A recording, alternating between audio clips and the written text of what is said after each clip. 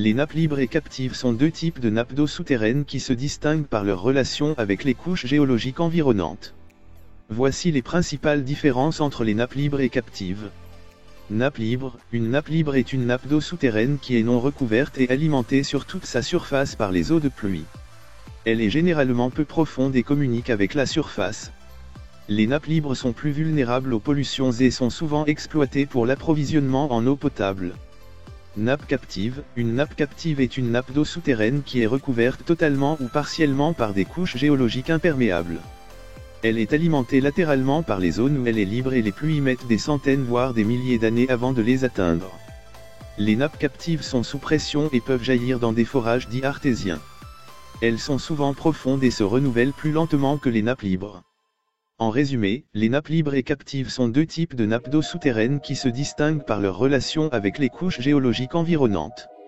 Les nappes libres sont non recouvertes et alimentées sur toute leur surface par les eaux de pluie, tandis que les nappes captives sont recouvertes totalement ou partiellement par des couches géologiques imperméables et sont alimentées latéralement par les zones où elles sont libres. Comment les nappes libres et captives sont-elles formées? Les nappes libres et captives sont formées de manière différente. Nappe libre. Une nappe libre est formée par l'infiltration des eaux de pluie dans le sol, qui s'accumulent dans les pores et les fissures des roches perméables. Les nappes libres sont généralement peu profondes et communiquent avec la surface, ce qui les rend plus vulnérables aux pollutions.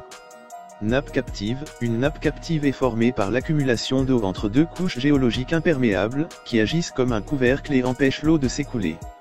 Les nappes captives sont sous pression et peuvent jaillir dans des forages dits artésiens.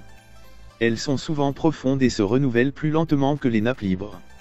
En résumé, les nappes libres sont formées par l'infiltration des eaux de pluie dans le sol, tandis que les nappes captives sont formées par l'accumulation d'eau entre deux couches géologiques imperméables.